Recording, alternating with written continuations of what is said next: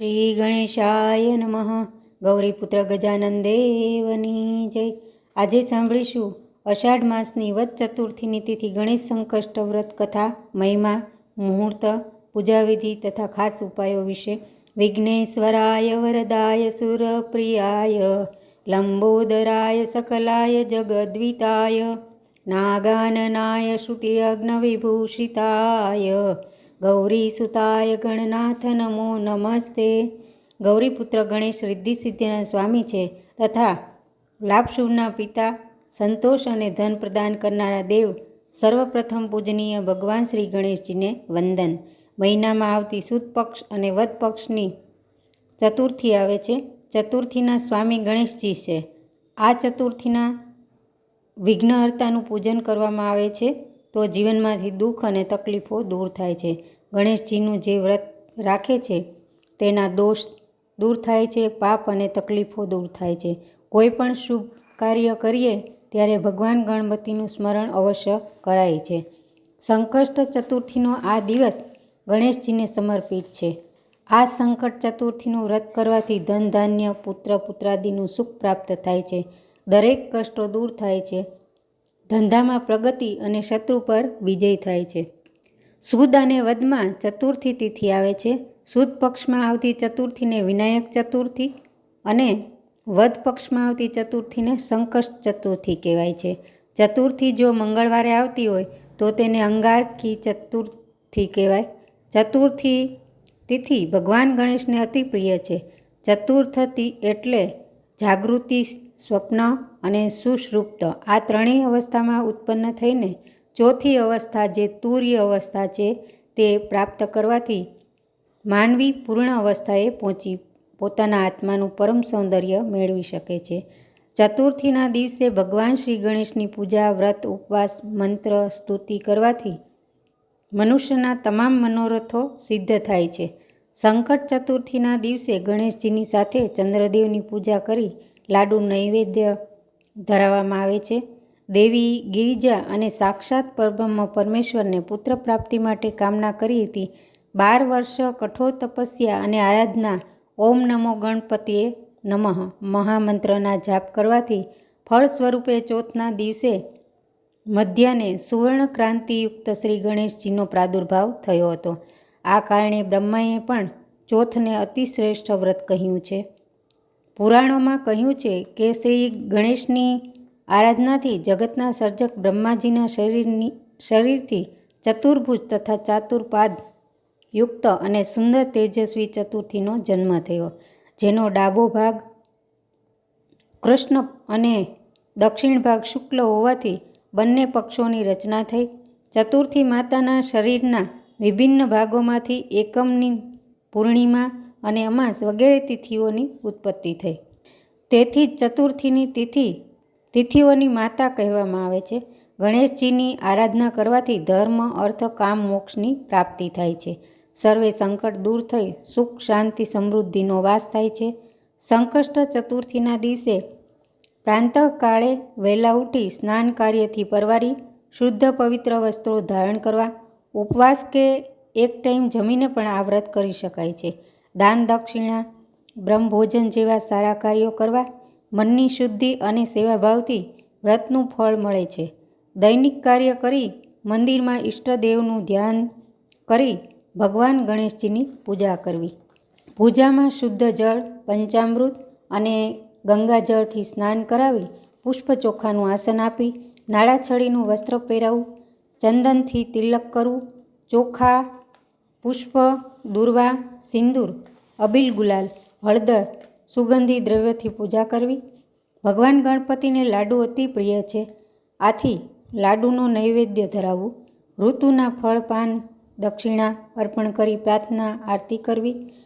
આ દિવસે સંકટ ચતુર્થીનું મહાત્મ્ય દર્શાવતી કથા સાંભળવી. ગણેશ ચાલીસા, ગણેશ બાવની કે ગણેશ પુરાણના પાઠ કરવા. આખો દિવસ ઓમ ગમ ગણપતિએ નમઃ મંત્રનો જાપ કરવો. ચંદ્રોદય થાય એટલે ચંદ્રને જળનો અર્ઘ્ય આપી લાડુ ધરાવવા. મંત્રનો જાપ કરવો. ચંદ્રોદય થાય એટલે ચંદ્રને જળનો અર્ઘ્ય આપી લાડુનો પ્રસાદ ધરાવી પૂજા કરવી. ચંદ્ર દર્શન કરવા આ રીતે સંકષ્ટ ચતુર્થીના દિવસે ગણેશની રિદ્ધિ સિદ્ધિ સાથે પૂજા કરી જે કાર્ય સિદ્ધ માટે વ્રત કર્યું હોય તે સંકલ્પ કરી પૂજા આરતી નૈવેદ્ય ધરાવવા. પૂજા સંપન્ન થાય એટલે વ્રતનું મહાત્મ્ય દર્શાવતી કથા સાંભળવી, જે સાંભળવાથી ફળ પ્રાપ્તિ થાય છે.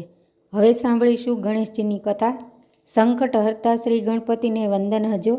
જેઠ માસની સંકષ્ટ ચતુર્થીની કથા પૂરી થતાં સર્વે મુનિઓ સૂતજીને કહેવા લાગ્યા, હે બ્રાહ્મણ, અમને અષાઢ માસની ગણેશ સંકષ્ટી વિશે કથા સંભળાવો.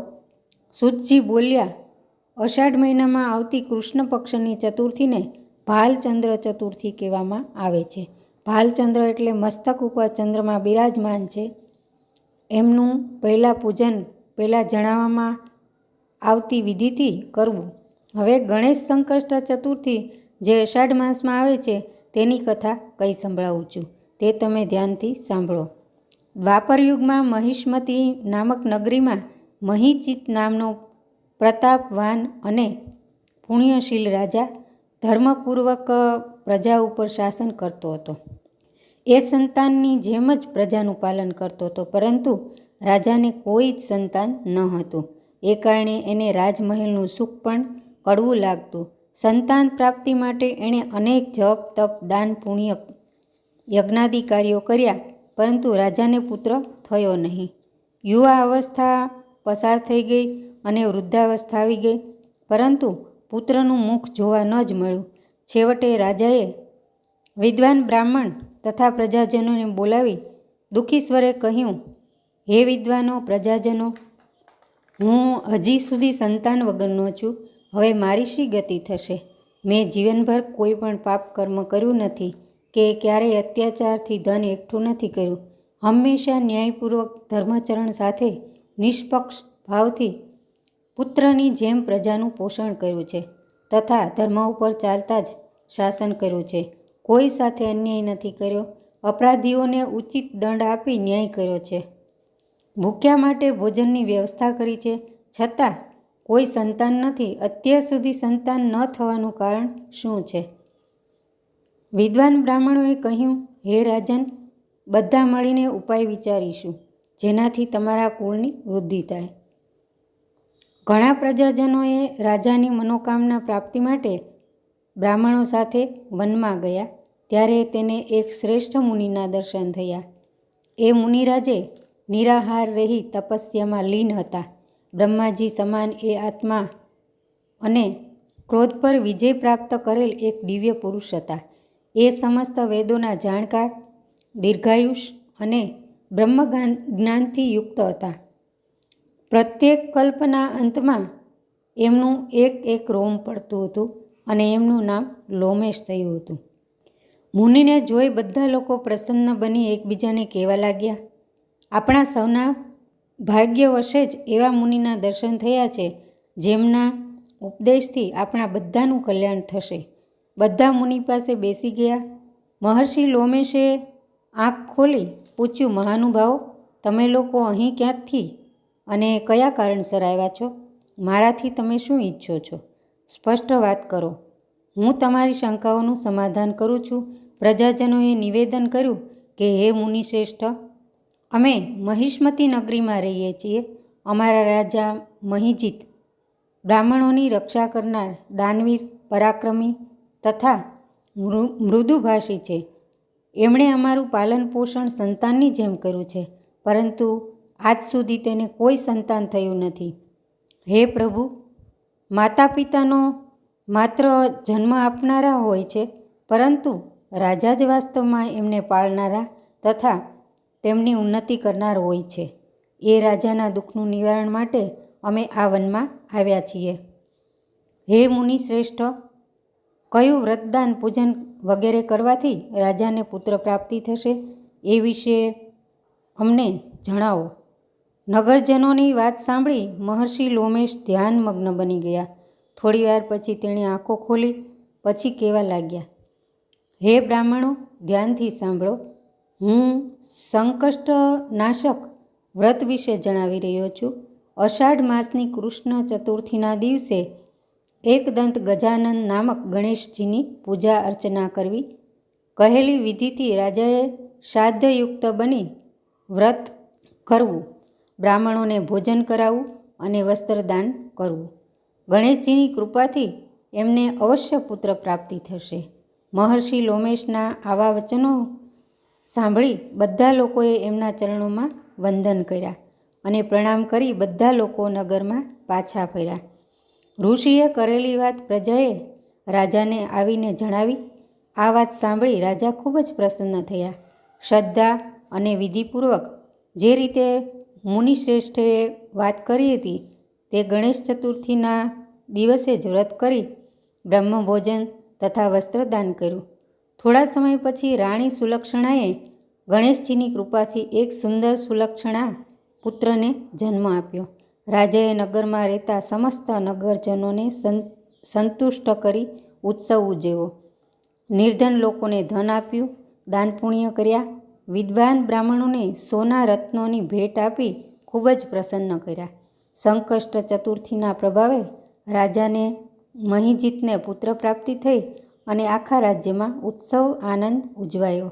તો આ ગણેશજીની કૃપા હતી. બોલો ભગવાન ગણેશજીની જય.